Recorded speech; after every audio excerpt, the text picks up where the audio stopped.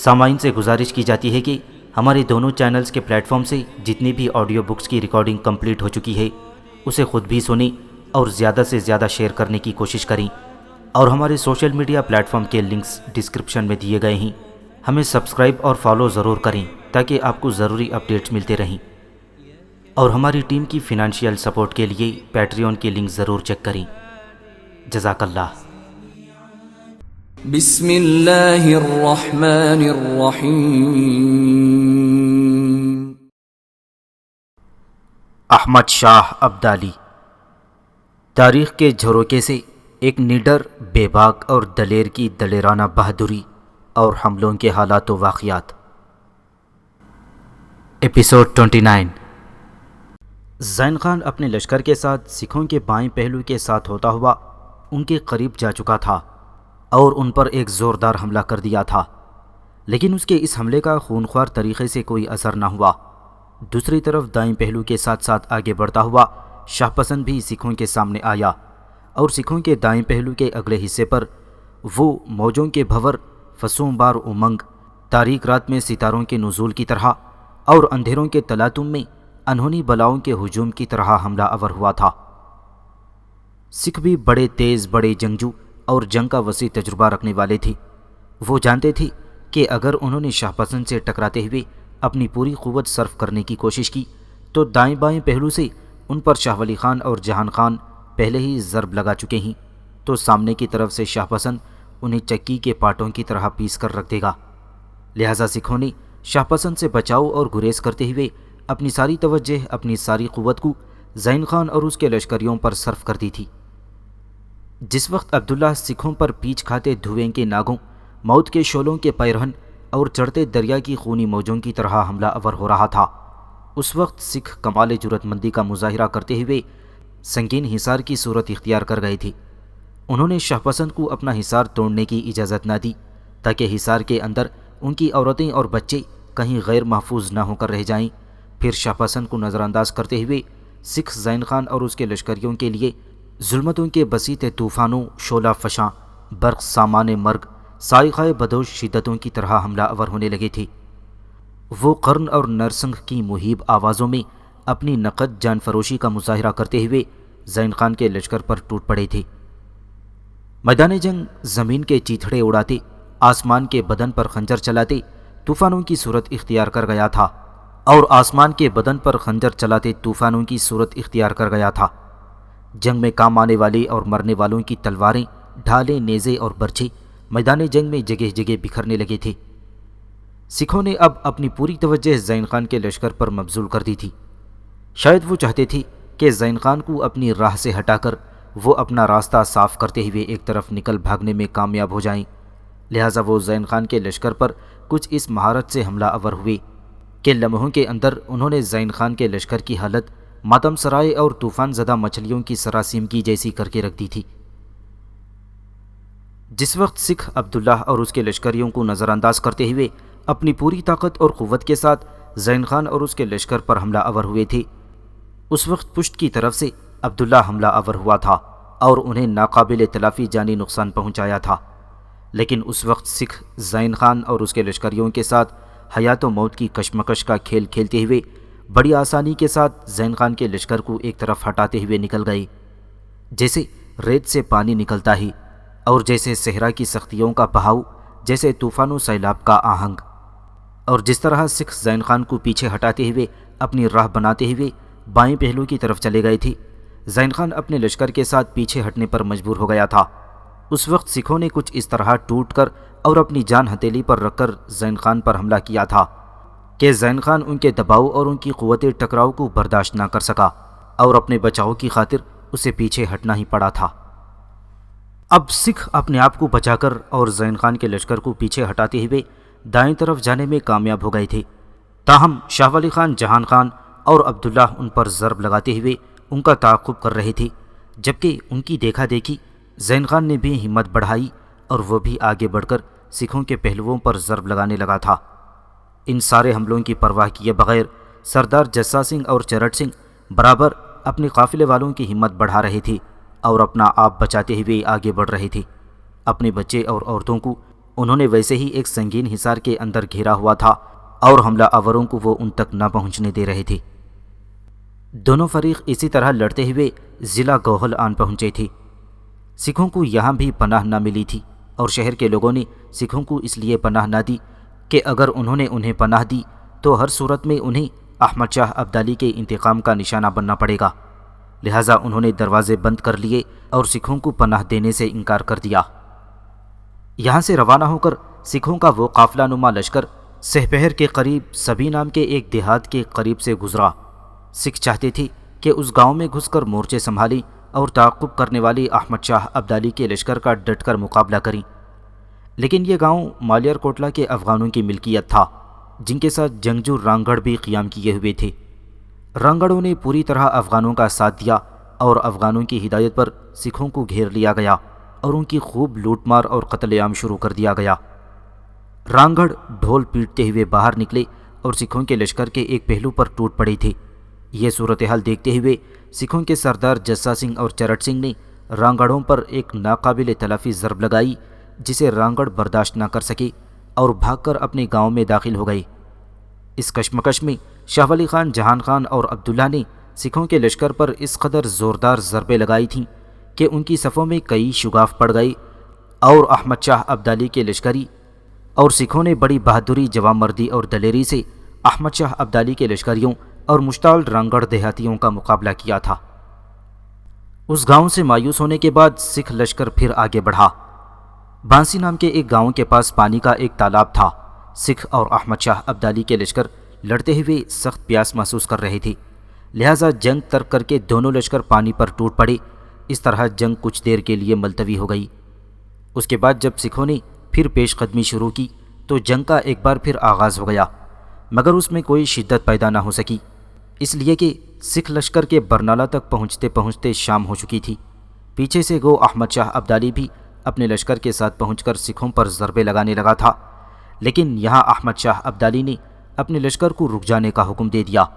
ایک تو اس کی فوج بری طرح تھک چکی تھی اور دشمن کا مزید تعاقب ناممکن تھا، دوسرے احمد شاہ ابدالی کے سپاہیوں نے 36 گھنٹے لگاتار سکھوں کا تعاقب کرتے ہوئے قریباً 150 میل کا سفر طے کیا تھا اور سکھوں جیسے سخت جان دشمن کے لیے مسلسل کئی گھنٹے جنگ جاری رکھی تھی۔ اس جنگ کے دوران عبداللہ، شاہ ولی خان اور جہان خان نے تقریباً 10,000 سکھوں کو تحت کیا تھا۔ احمد شاہ ابدالی کا لشکر سکھوں پر ضرب لگاتے ہوئے ایک خشک و ریتیلے ریگستان پر پہنچ گیا۔ احمد شاہ ابدالی کا لشکر سکھوں کا تعاقب کرتے ہوئے ایک خشک اور ریتیلے ریگستان پر پہنچ گیا۔ احمد شاہ ابدالی نے تعاقب ختم کر دیا تھا، اس لیے کہ اسے ڈر تھا کہ کہیں سکھ تازہ دم کمک لے کر اس کے لشکریوں پر نہ ٹوٹ پڑیں، لہٰذا وہ کوئی غیر ضروری خطرہ مول لینے کے لیے تیار نہیں تھا۔ ایک دن میں 10,000 جانوں کا نقصان سکھوں کے لیے ایک عظیم سانحہ رکھتا تھا، اس لیے اس لڑائی کو سکھوں نے وڈا گھالوا یعنی عظیم قتل عام کا نام دیا۔ سکھوں کا لشکر نامعلوم منزل کی طرف بچ کر نکل گیا تھا۔ احمد شاہ ابدالی تعاقب کرتے ہوئے برنالہ شہر کی طرف آیا۔ برنالہ شہر اس وقت پٹیالہ کے سردار آلہ سنگھ کی سرکردگی میں شامل تھا۔ آلہ سنگھ نے اس وقت جبکہ احمد شاہ ابدالی برنالہ کی طرف بڑھ رہا تھا، اس کے ایک قلعے میں قیام کر رکھا تھا۔ جب اسے احمد شاہ ابدالی کے اپنے لشکر کی طرف پیش قدمی کرنے کا علم ہوا تو وہ بڑی برق رفتاری کے ساتھ اپنے چند دستوں کے ساتھ ہوائی گڑھ کے قلعے سے نکلا اور احمد شاہ ابدالی کی طرف بڑھا۔ احمد شاہ ابدالی کی خدمت میں حاضر ہو کر آلہ سنگھ نے 6,25,000 روپے کی نقد رقم پیش کی۔ اس میں سے 1,25,000 روپے محض اس مقصد کے لیے آلہ سنگھ نے پیش کیا تھا کہ اسے سر اور داڑھی کے بالوں سمیت اپنے حضور میں آنے کی اجازت دے دے۔ احمد شاہ ابدالی نے آلہ سنگھ کو ملاقات کا شرف بخشا۔ آلہ سنگھ نے احمد شاہ ابدالی سے یہ وعدہ بھی کیا تھا کہ وہ آئندہ مالیانے کا ایک حصہ احمد شاہ ابدالی کو باقاعدگی سے ادا کرتا رہے گا۔ آلہ سنگھ کی اطاعت سے خوش ہو کر احمد شاہ ابدالی نے اس کے علاقے پر ضرب لگانے کا خیال ترک کر دیا، تاہم آلہ سنگھ کو اس کے امتحان کی خاطر کچھ عرصے تک اپنے خیمے میں بند رکھا گیا۔ بعد میں شاہ ولی خان کی سفارش پر اسے رہا کر دیا گیا۔ وہاں سے نکل کر احمد شاہ ابدالی سرہند شہر میں آیا۔ یہاں چند روز اس نے قیام کیا۔ زین خان کو اس نے بدستور سرہند کا گورنر رہنے دیا، پھر وہ اپنے لشکر کے ساتھ لاہور روانہ ہو گیا تھا۔ لاہور جاتے ہوئے احمد شاہ ابدالی اپنے ساتھ سکھوں سے حاصل کیے ہوئے سروں سے بھری ہوئی 50 گاڑیاں اور ایک کثیر تعداد قیدیوں کی لے کر جا رہا تھا۔ ایسا اس نے اس لیے کیا تھا کہ جہاں جہاں سے وہ گزریں سکھ کٹے ہوئے سروں اور اپنے قیدیوں کا نظارہ کریں اور آئندہ خوفزدہ ہو کر احمد شاہ ابدالی کے خلاف بغاوت اور سرکشی پر آمادہ نہ ہو سکیں۔ احمد شاہ ابدالی نے چند روز تک اپنے لشکر کے ساتھ لاہور شہر میں قیام کیا۔ یہاں سے قندھار واپس جانے سے پہلے وہ سکھوں کی طاقت اور قوت کو بالکل توڑ کر برباد کر دینا چاہتا تھا، لہٰذا ایک بار پھر وہ تازہ دم ہو کر اپنے لشکر کے ساتھ لاہور سے نکلا اور امرتسر جا پہنچا۔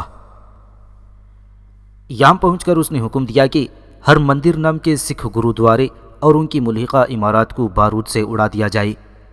اس کے بعد اس نے سکھوں کی مقدس چیزوں کو تالاب میں پھینکوا دیا تھا۔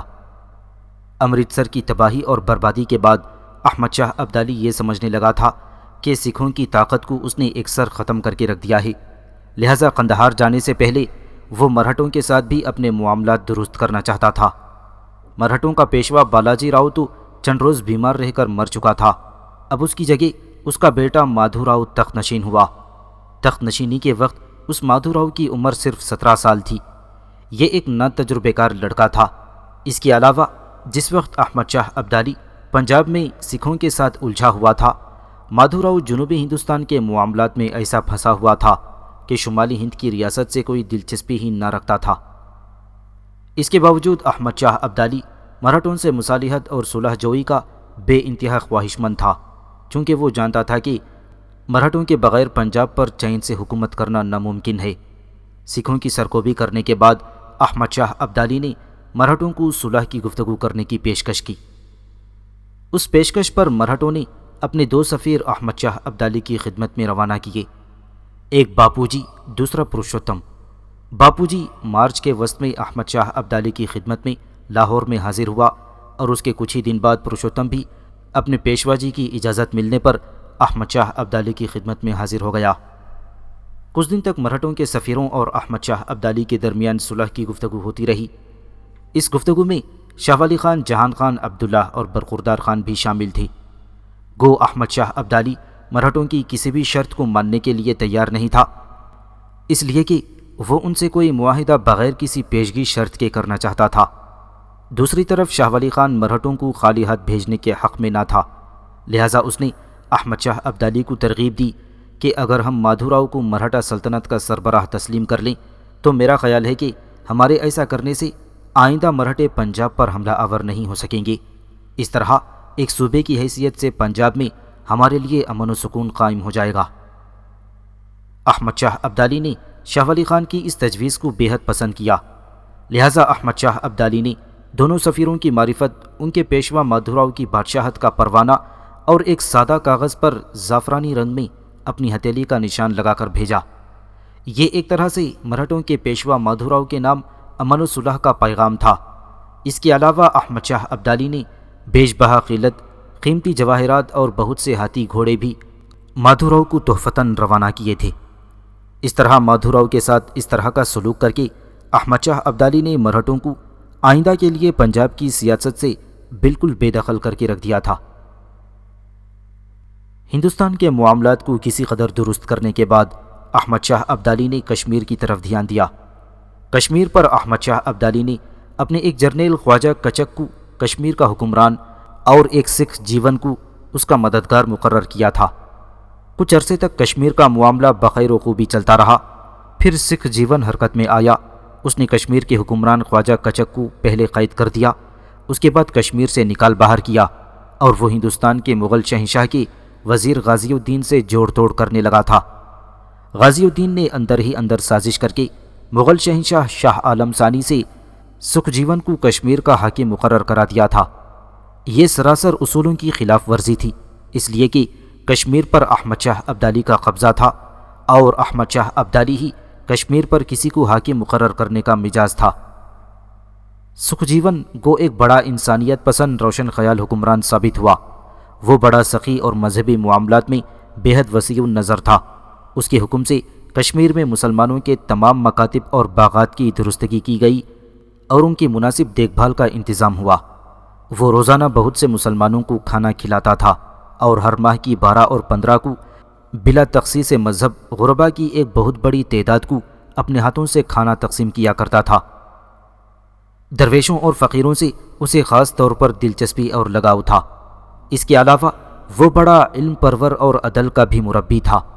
اس کے دور میں ہر ہفتے ایک عام معاشرہ ہوتا جس میں کشمیر کے تمام شاعر شرکت کرتے اور اپنا اپنا کلام پیش کرتے تھے۔ اس نے کشمیر کی ایک مستند تاریخ لکھوانے کا بھی اہتمام کیا۔ اس مقصد کے لیے اس نے چوٹی کے علماء کا انتخاب کیا۔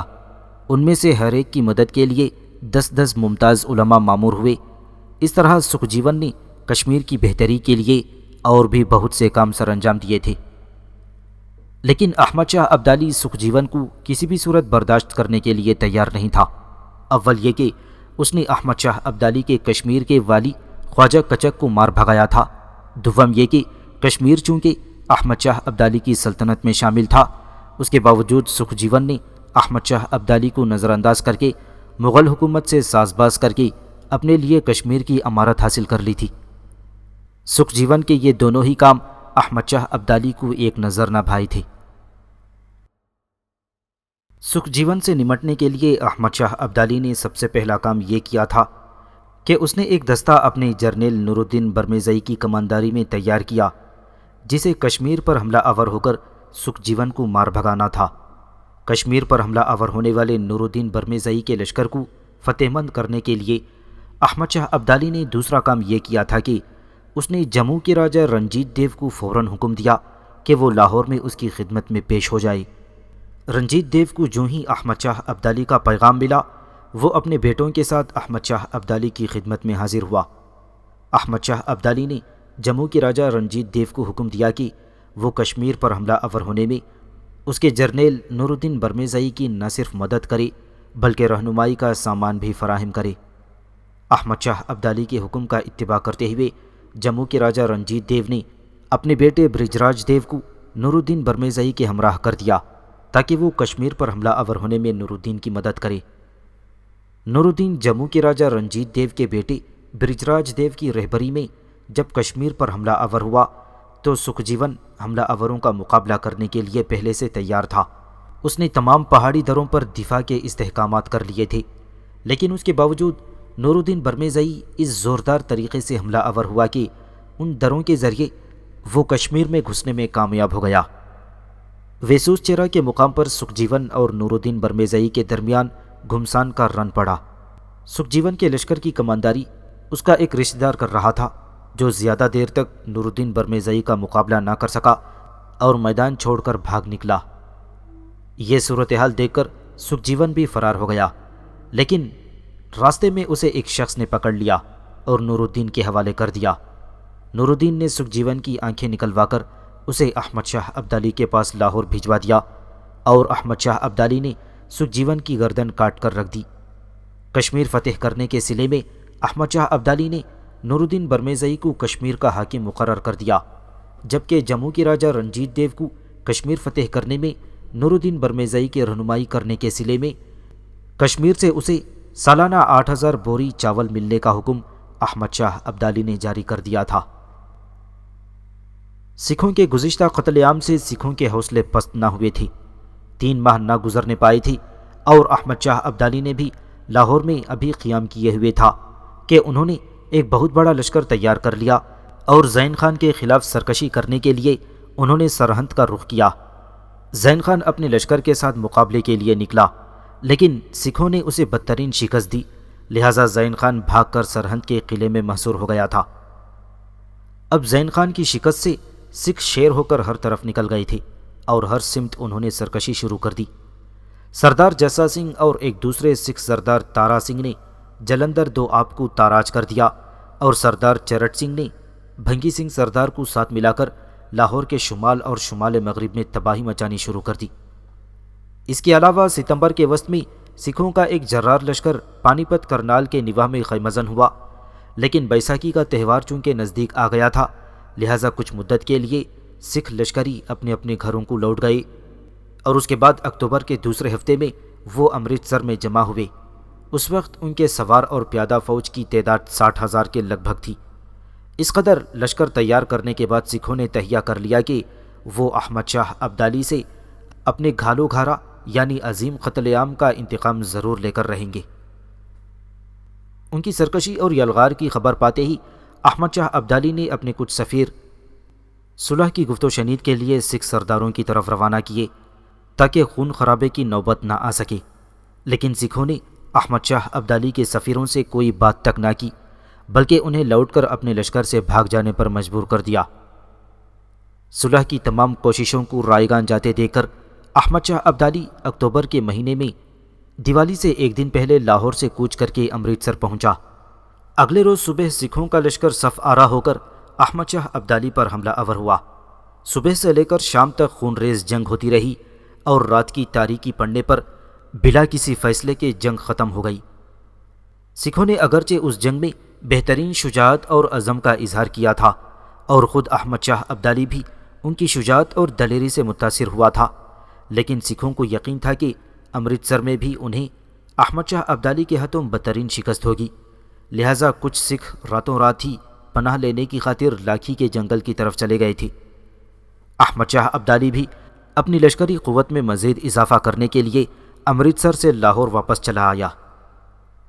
احمد شاہ ابدالی کے امرتسر سے لاہور چلے آنے کے بعد لاکھی جنگل کی طرف بھاگنے والے سکھ پھر امرتسر میں آ جمع ہوئے تھے۔ اتنی دیر تک احمد شاہ ابدالی بھی اپنے لشکر کی تعداد بڑھانے اور رسد کا وافر سامان مہیا کرنے کے بعد ایک بار پھر اپنے لشکر کو لے کر امرتسر کی طرف بڑھا۔ سکھوں کو جب احمد شاہ ابدالی کے امرتسر کی طرف آنے کی خبریں ملیں تو وہ ایک بار پھر لاکھی کے جنگل میں جا کر روپوش ہو گئے۔ احمد شاہ ابدالی نے لاکھی کے جنگل تک ان کا تعاقب کیا اور اس تعاقب میں جب احمد شاہ ابدالی ماجھا کے علاقے میں شکار کھیل رہا تھا تو سکھوں نے اس پر حملہ کر دیا، لیکن ان کا مقابلہ کرنے کے لیے احمد شاہ ابدالی کا لشکر تیار تھا۔ ماجھا کے علاقے میں سکھوں اور احمد شاہ ابدالی کے درمیان ایک ہولناک اور خون ریز جنگ ہوئی جس میں سکھوں کو شکست ہوئی اور وہ پھر لاکھی کے جنگل کی طرف بھاگ گئے تھے۔ احمد شاہ ابدالی ان کے پیچھے پیچھے ان کا شکار کرتا ہوا لاکھی کے جنگل میں داخل ہوا۔ یہاں بھی اس نے سکھوں پر زوردار حملے کیے تھے۔ ان گنت سکھوں کو اس نے موت کے گھاٹ اتارا، کچھ کو اس نے قیدی بنا لیا تھا۔ اس کے بعد شاید سکھوں میں مقابلے کی سکت نہ رہی تھی اور وہ لاکھی کے جنگل کے دور دراز علاقوں کی طرف پناہ لینے کی خاطر بھاگ گئے تھے۔ احمد شاہ ابدالی ایک بار پھر سکھوں کی سرکوبی کرنے کے بعد اپنے لشکر کے ساتھ لاہور واپس آ گیا تھا۔ سکھوں کے ساتھ اس جنگ میں احمد شاہ ابدالی اپنے لشکر کا ایک حصہ لاہور میں اپنے پڑاؤ ہی میں چھوڑ گیا تھا اور لشکر میں جس قدر عورتیں بچے تھے وہ بھی اس پڑاؤ میں رکھے گئے تھے۔ لاکھی جنگل سے احمد شاہ ابدالی اپنے لشکر کے ساتھ جب لاہور کے نواح میں اپنے پڑاؤ میں داخل ہوا اور عبداللہ اپنے خیمے کے دروازے پر آیا تو اس نے دیکھا حسین و جمیل پرکشش وینا خیمے کے دروازے پر کھڑی تھی۔ جب عبداللہ خیمے میں داخل ہونے لگا تو وینا اس کی راہ روک کر کھڑی ہوئی اور عبداللہ کو مخاطب کر کے کہنے لگی، خیمے میں داخل ہونے سے پہلے میں آپ کو ایک خوشخبری سناتی ہوں، پر آپ یہ بتائیں کہ یہ خوشخبری سنانے پر آپ مجھے کیا انعام دیں گے؟ اس پر عبداللہ نے بڑے غور سے وینا کی طرف دیکھتے ہوئے کہا، تم خوشخبری سناؤ وہ کیا ہے؟ یہ خیمہ پورے کا پورا تمہارا ہی ہے اور اس کے اندر جس قدر نقدی ہے اس کی بھی تم مالک ہو، پھر تمہیں کیا چاہیے؟ اس پر وینا نے ہار مانتے ہوئے کہا، آپ نے بات ہی ایسی کہتی ہے کہ مزید کچھ مانگنے کی اب ضرورت ہی محسوس نہیں ہوتی۔ بہرحال میں آپ کو یہ خوشخبری سناؤں کہ آپ کے ہاں بیٹا ہوا ہے۔ میں اور کامنی دونوں بہنوں نے اس کا نام آپ کی آمد سے پہلے ہی بیرم خان رکھ دیا ہے۔ مجھے امید ہے کہ آپ اس نام کو پسند کریں گے، اس لیے کہ یہ آپ کے مرنے والے باپ کا نام ہے۔ یہ ایک خوشخبری ہے، اور شاہ پسند دوسری خوشخبری یہ ہے کہ میں نے سچے دل سے اسلام قبول کر لیا ہے۔ اب میں آپ اور کامنی کی طرح مسلمان ہوں اور خدائے واحد کی بندگی اور عبادت کرنے والی ہوں۔ اس پر عبداللہ کو وینا کے اس انکشاف پر ایسا والہانہ پیار آیا تھا کہ اس نے آگے بڑھ کر وینا کی پیشانی چوم لی اور کہنے لگا، وینا، تو نے مجھے دو دو خوشخبریاں دے کر میری تھکاوٹ ہی رفع نہیں کر دی، بلکہ مجھے ایسی خوشیاں دی ہیں جن کی کوئی انتہا، جن کی کوئی انت نہیں ہے۔ وینا پھر بڑے پیارے انداز میں اور نرم دل لہجے میں کہنے لگی، اب آپ باہر کیوں کھڑے ہیں؟ اندر آ جائیں، اندر آنا آپ کے لیے منع تو نہیں ہے۔ عبداللہ مسکراتا ہوا اندر داخل ہوا۔ اندر خیمے کے ایک کونے میں قالین کے اوپر 2-3 توشک نیچے اور اوپر بچھائے گئے تھے اور ان کے اوپر کامنی لیٹی ہوئی تھی۔ اس کے سامنے اس کا بچہ تھا۔ ان کے قریب ہی عبداللہ کے چچا زاد بھائی قاسم کی بیوی ارزون بھی بیٹھی ہوئی تھی۔ عبداللہ جو ہی اس طرف آیا، ارزون اپنی جگہ سے اٹھ کھڑی ہوئی اور عبداللہ کی طرف دیکھتے ہوئے کہنے لگی، عبداللہ میرے بھائی، میں آپ کو بیٹے کی پیدائش پر مبارکباد دیتی ہوں۔ عبداللہ جواب میں کچھ کہنے ہی والا تھا کہ خیمے میں اس کا چچا زاد بھائی قاسم اپنے بیٹے کی انگلی پکڑے ہوئے داخل ہوا۔ عبداللہ نے پہلے جھک کر قاسم کے بیٹے کو پیار کیا، پھر قاسم نے عبداللہ کو گلے لگاتے ہوئے اس کی پیشانی اس کے گال چومی، پھر وہ اس کے کان میں کہنے لگا، عبداللہ میرے بھائی، میرے عزیز، میں تمہیں بیٹے کی پیدائش پر مبارکباد دیتا ہوں۔ بیٹے کا نام تمہاری غیر موجودگی میں ہی بیرم خان رکھ دیا گیا ہے۔ میرے خیال میں تمہیں اس پر کوئی اعتراض نہیں ہوگا۔ اس پر عبداللہ اپنے سامنے لیٹی ہوئی کامنی کی آنکھوں میں آنکھیں ڈالتے ہوئے کہنے لگا، اس سے بہتر، اس سے اچھا نام میرے لیے کیا ہو سکتا ہے؟ مجھے فخر ہے کہ میرے بیٹے کا نام بیرم خان رکھا گیا ہے۔ عبداللہ جب خاموش ہوا تو ہاتھ کے اشارے سے کامنی نے وینا کو پاس بلوایا۔ وینا جب اس کے پاس جا کر بیٹھ گئی اور اپنا کان کامنی کے منہ کے پاس لے گئی، کامنی بڑی رازداری میں وینا کو مخاطب کر کے کہنے لگی، دیکھ وینا، پہلے شاہ پسند کے غسل کا بندوبست کرو، ان کا لباس تبدیل کراؤ اور انہیں کھانا دو، پھر انہیں ساتھ لے کر میرے پاس آ کر بیٹھو۔ وینا بلا جھجک آگے بڑھی اور عبداللہ کا بازو پکڑتے ہوئے کہا، آپ میرے ساتھ آئیے، پہلے غسل کیجئے، لباس تبدیل کیجئے، پھر میں آپ کو کھانا دیتی ہوں۔ عبداللہ چپ چاپ وینا کے ساتھ ہو لیا تھا۔ پہلے اس نے غسل کیا، وینا نے اس کا لباس تبدیل کرایا، اس کے بعد اسے کھانا دیا، پھر وہ سب کامنی کے ساتھ بیٹھ کر خوشی خوشی آپس میں باتیں کرنے لگے تھے۔ عین اس موقع پر درویش عبید اللہ خیمے میں داخل ہوا۔ پہلے وہ بغلگیر ہو کر عبداللہ سے ملا، پھر اسے بیٹے کی مبارکباد دی، پھر وہ ان کے قریب ہی بیٹھ گیا اور عبداللہ کو مخاطب کر کے کہنے لگا، عبداللہ میرے بیٹے، جہاں تمہیں بیٹے کی پیدائش کی خوشخبری ملی ہے، وہاں میں تمہارے لیے ایک اور خوشخبری لے کر آیا ہوں۔ اس پر عبداللہ نے چونک کر درویش عبید اللہ کی طرف دیکھا اور پوچھا، وہ کیسی خوشخبری ہے؟ جواب میں درویش عبید اللہ کہنے لگا، میں نے تمہارے دوسرے بدترین دشمن کابل کے سابق گورنر نصیر خان کو تلاش کر لیا ہے۔ اس پر عبداللہ نے بڑی بے چینی، بڑی بے تابی میں درویش عبید اللہ کی طرف دیکھتے ہوئے پوچھا، وہ اس وقت کہاں ہے؟ میں اس پر حملہ آور ہو کر اسے ٹھکانے لگا سکوں گا۔ اس پر درویش عبید اللہ بولا اور کہنے لگا، دیکھ عبداللہ، میں نے جو آدمی اس کی تلاش کرنے کے لیے روانہ کیے تھے وہ لوٹ آئے ہیں۔ ان کا کہنا ہے کہ گجرات شہر کے کابلی گیٹ سے جب اندر داخل ہوں تو سامنے ایک اونچی اور کافی بلند سطح مرتضی آتی ہے۔ پرانے لوگوں کا کہنا ہے کہ یہاں کبھی کوئی قدیم شہر تباہ و برباد ہوا تھا۔ جہاں پر یہ اونچائی شروع ہوتی ہے، اس سے کچھ آگے اونچائی پر جائیں تو دائیں ہاتھ پر ایک قلعہ نما مکان آتا ہے۔ یہ مکان ایک ایسے شخص کا ہے جس پر نصیر خان ماضی میں بہت احسانات کرتا رہا ہے، لہٰذا نصیر خان اسی مکان میں گوشہ نشین کی زندگی بسر کر رہا ہے۔ چونکہ پنجاب کے چند ضلعوں کا مالیہ نصیر خان کے ذمے تھا، لہٰذا اس نے کروڑوں روپیہ کمایا ہے۔ اس کی مالی حالت بہت اچھی ہے، جس کی بنا پر اس نے اپنی حفاظت کے لیے ایک دستہ مسلح سپاہیوں کا بنایا ہوا ہے۔ یہ محافظ اس مکان کی دیواروں اور چھتوں پر بنے ہوئے برجوں میں ہمتاً نصیر خان کی حفاظت کے لیے پہرا دیتے ہیں۔ لہٰذا عبداللہ میرے بیٹے، نصیر خان پر سوچ سمجھ کر ہاتھ ڈالنا۔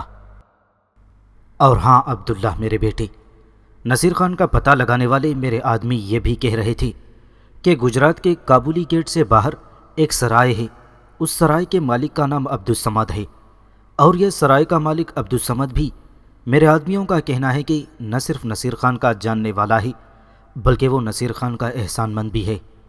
رات کے وقت یہ نصیر خان سنا ہے کہ اکثر اس سرائے میں آ کر کچھ دیر کے لیے قیام کرتا ہے، لوگوں کے ساتھ وہاں جوا کھیل کر دل بہلاتا ہے۔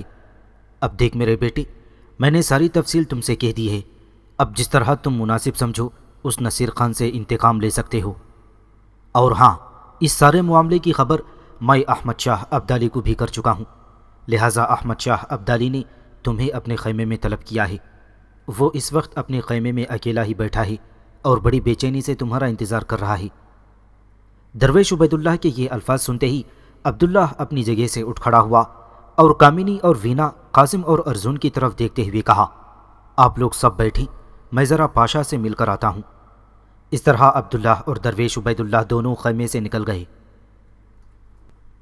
عبداللہ اور درویش عبید اللہ جب احمد شاہ ابدالی کے خیمے میں داخل ہوئے تو احمد شاہ ابدالی واقعی اس وقت اپنے ملاقات کے کمرے میں اکیلا ہی بیٹھا ہوا تھا۔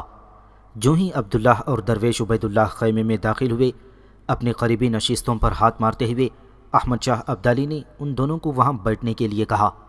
دونوں بیٹھ گئے تو احمد شاہ ابدالی بولا اور عبداللہ کو مخاطب کرتے ہوئے کہنے لگا، عبداللہ میرے بیٹے، تیری خوش قسمتی ہے کہ درویش عبید اللہ نے اپنے جو آدمی نصیر خان کو تلاش کرنے کے لیے لگا رکھے تھے، انہوں نے نصیر خان کو تلاش کر لیا ہے۔ درویش عبید اللہ نے تمہیں بتا دیا ہوگا کہ نصیر خان ان دنوں گجرات کے شہر کابلی گیٹ کے اندر ایک قلعہ نما مکان میں قیام کیے ہوئے ہے۔ میرے خیال میں اب جب کہ ہم نے مرہٹوں کی قوت ختم کر دی ہے، سکھوں کی طاقت بھی توڑ پھوڑ کر رکھ دی ہے، تو اپنے لشکر میں سے چند دستے اپنے ساتھ لے جا کر گجرات شہر کی طرف کوچ کر جاؤ اور نصیر خان کا خاتمہ کر کے اپنی بائیں ٹانگ کو بھی لوہے کے کڑے سے نجات دلاؤ۔ یہاں تک کہنے کے بعد احمد شاہ ابدالی تھوڑی دیر کے لیے رکا، پھر وہ اپنا سلسلہ کلام جاری رکھتے ہوئے کہہ رہا تھا، دیکھ شاہ پسند بیٹے، اس بار یہ ضد نہ کرنا کہ نصیر خان کا خاتمہ کرنے کے لیے تم اکیلے ہی جاؤ گی، کہ جس طرح تم ہرات کے سابق حکمران امیر خان کا خاتمہ کرنے کے لیے چلے گئے تھے۔ دیکھ بیٹے، نصیر خان نے اپنی حفاظت کے لیے مسلح دستے رکھے ہوئے ہیں جو ہر وقت اس کی حفاظت کرتے رہتے ہیں، لہٰذا اس سے انتقام لینے کے لیے تمہارا اکیلے جانا حماقت پر مبنی ہوگا۔ اس پر عبداللہ بولا اور کہنے لگا، پاشا، میں آپ کے مشورے، آپ کی ہمدردی کا بے حد ممنون ہوں، آپ بے فکر رہیں، میں اپنے لشکر سے چند دستے اپنے ساتھ لے کر جاؤں گا، اور اگر نصیر خان نے میرا مقابلہ کرنے کی کوشش کی تو میں اسے اس طرح ماروں گا کہ جس طرح بھیڑیے لومڑیوں کو گھیر کر ان کا شکار کرتے ہیں۔ اس پر احمد شاہ ابدالی نے خوشی کا اظہار کرتے ہوئے پوچھا، تم نصیر خان کا خاتمہ کرنے کے لیے گجرات شہر کی طرف کب تک روانہ ہوگی؟ اس پر عبداللہ کہنے لگا، آج رات میں اپنے خیمے میں آرام کروں گا۔ اس پر احمد شاہ ابدالی فوراً اس کی بات کاٹتے ہوئے کہنے لگا، ہاں عبداللہ میرے بیٹے، مجھے تو خیال ہی نہ رہا کہ تمہیں خداوند قدوس نے ایک فرزند دیا ہے۔ میں تمہیں بیٹے کی پیدائش پر مبارکباد دیتا ہوں، میری طرف سے میری بیٹی کامنی کو بھی مبارکباد کہنا۔ اور ہاں، تم کہہ رہے تھے کہ آج رات تم خیمے میں آرام کرو گی۔ اس پر عبداللہ بولا اور کہنے لگا، آج کی شب میں اپنے بیٹے اور کامنی کے ساتھ گزاروں گا، اور اگلے روز میں صبح سویرے اپنے چند دستوں کو لے کر گجرات شہر کی طرف کوچ کر جاؤں گا۔ درویش عبید اللہ بھی میرے ساتھ جائیں گے، کیونکہ یہ نصیر خان کو اس کی شکل سے پہچانتے ہیں، لہٰذا مجھے اس کا خاتمہ کرنے میں آسانی رہے گی۔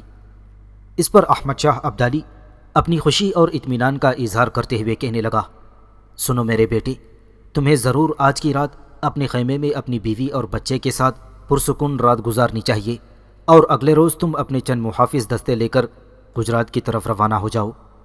یہ ایک معاملہ تو طے ہوا، اب مجھے تمہارے ساتھ دوسرا معاملہ بھی طے کرنا ہے۔ اس پر عبداللہ نے چونک کر پاشا کی طرف دیکھا اور کسی قدر پریشان لہجے میں پوچھا، دوسرا معاملہ کون سا ہے پاشا؟ احمد شاہ ابدالی مسکراتے ہوئے کہنے لگا، دوسرا معاملہ وینا کا معاملہ ہے میرے بیٹے۔ وینا یعنی کامنی کی چچا زاد بہن، جس نے تمہارے اور کامنی کے ساتھ تمہارے خیمے میں قیام کر رکھا ہے۔ میں نے سنا ہے کہ وہ سچے دل سے مسلمان ہو چکی ہے اور وہ تمہیں پسند بھی کرتی ہے۔ دیکھو بیٹی، جب تمہیں وہ پسند کرتی ہے تو میں تمہیں مشورہ دیتا ہوں کہ تم وینا سے بھی شادی کر لو۔ اس پر عبداللہ گردن جھکاتے ہوئے کہنے لگا، پاشا، آپ کا اندازہ درست ہے، وینا واقعی اسلام قبول کر چکی ہے، اور اس نے اپنے آپ کو واقعی اس جہت میں ڈال دیا ہے کہ اسے میں اپنی زندگی کا ساتھی بنا لوں۔ پاشا، میں آپ کے مشورے کے مطابق عنقریب اس سے شادی کر لوں گا۔ عبداللہ کا یہ جواب سن کر احمد شاہ ابدالی اور درویش عبید اللہ دونوں کے چہروں پر بے پایاں مسکراہٹ پھیل گئی تھی۔ پھر احمد شاہ ابدالی فیصلہ کن لہجے میں بولا اور کہنے لگا، بیٹے، بس میں انہی موضوعات پر تمہارے ساتھ مکمل گفتگو کرنا چاہتا تھا، اب تم جاؤ اپنے خیمے میں جا کر آرام کرو۔ اس کے ساتھ ہی عبداللہ اور درویش عبید اللہ بھی احمد شاہ ابدالی کے خیمے سے نکل گئے تھے۔ عبداللہ اور درویش عبید اللہ دونوں ایک ساتھ خیمے میں داخل ہوئے۔ قاسم اور ارجن، ان کا بیٹا، اور وینا اسی طرح کامینی کے ارد گرد بیٹھی گفتگو کرتے ہوئے اس کا دل بہلا رہی تھی۔ عبداللہ بھی ان کے پاس جا کر بیٹھ گیا، جبکہ درویش عبید اللہ نے وینا کو مخاطب کرتے ہوئے کہا، وینا میری بیٹی، میری بچی، کھانے کو کچھ مل سکتا ہے؟ بھوک لگی ہے۔ اس پر وینا نے بڑی نرمی سے کہا، عم عبید اللہ، آپ اس قدر انکساری اور عاجزی سے کیوں گفتگو کرتے ہیں؟ آپ میرے ساتھ آئیں، میں آپ کو کھانا دیتی ہوں۔ درویش عبید اللہ چپ چاپ وینا کے ساتھ ہو لیا۔ خیمے کے ایک کونے میں لے جا کر وینا نے عبید اللہ کے سامنے کھانا رکھ دیا۔ جب وہ وہاں سے ہٹنے لگی تو درویش عبید اللہ نے ہاتھ کے اشارے سے اسے اپنے سامنے بیٹھنے کو کہا۔ جب وینا بیٹھ گئی تو درویش عبید اللہ نے بڑی رازداری سے کہا، وینا میری بیٹی، میں تیرے لیے ایک خوشخبری رکھتا ہوں۔ وینا نے کسی قدر حیرت سے درویش عبید اللہ کی طرف دیکھتے ہوئے پوچھا، عم عبید اللہ، کیا میرے لیے بھی کوئی خوشخبری ہو سکتی ہے؟ درویش عبید اللہ اپنے منہ میں ہلکا سا نوالا ڈالتے ہوئے کہنے لگا، کیوں نہیں، تیرے لیے تو بے شمار خوشیاں منتظر ہیں۔ دیکھ بیٹی، عنقریب عبداللہ تیرے ساتھ شادی کرنے والا ہے۔ جہاں تو اس سے محبت کرتی ہے اور اسے چاہتی ہے، وہاں وہ بھی اب تمہیں پسند کرنے لگا ہے۔ اس پر وینا کی حالت دیکھنے کے قابل تھی۔ کرنوں سے تراشا اس کا جسم خوابوں کے صنم قدے میں افکار کے پھول اور نگہت احساس بن کر کانپ لرز اٹھا تھا۔ اس کی ماہ نیم شب آنکھوں میں اس سمے آبشاروں کی نغمگی ابھر رہی تھی۔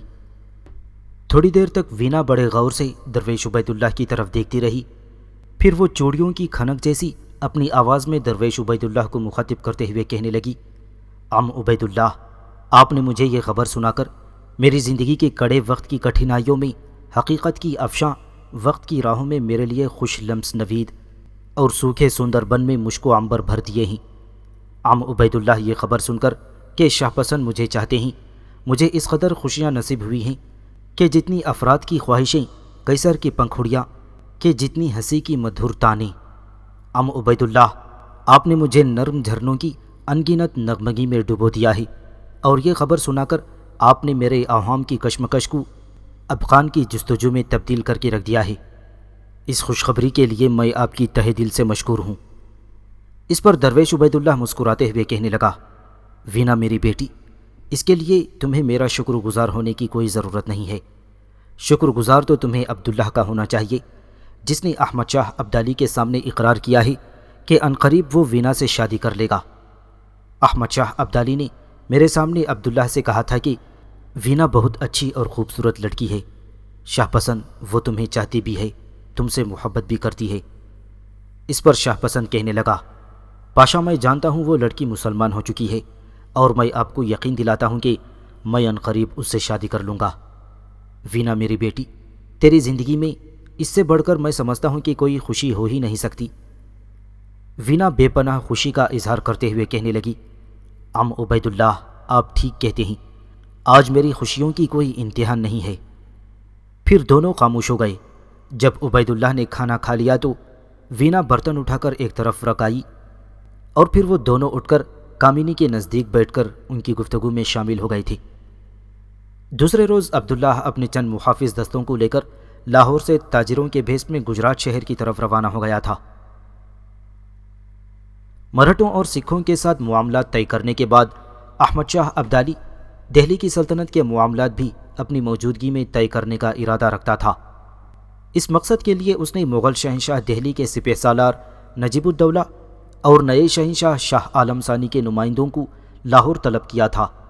احمد شاہ ابدالی کا پیغام ملتے ہی نجیب الدولہ فوراً لاہور پہنچا، جبکہ شاہ عالم ثانی کے 2 نمائندے بھی لاہور میں احمد شاہ ابدالی کی خدمت میں حاضر ہو گئے۔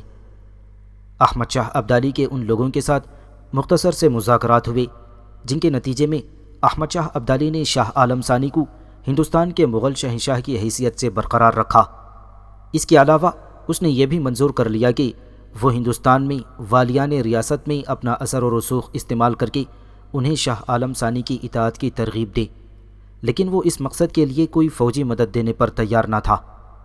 مغل شہنشاہ کی طرف سے نجیب الدولہ اور ان کے نمائندوں نے احمد شاہ ابدالی کو 40 لاکھ روپے سالانہ خراج دینے کا بھی وعدہ کیا۔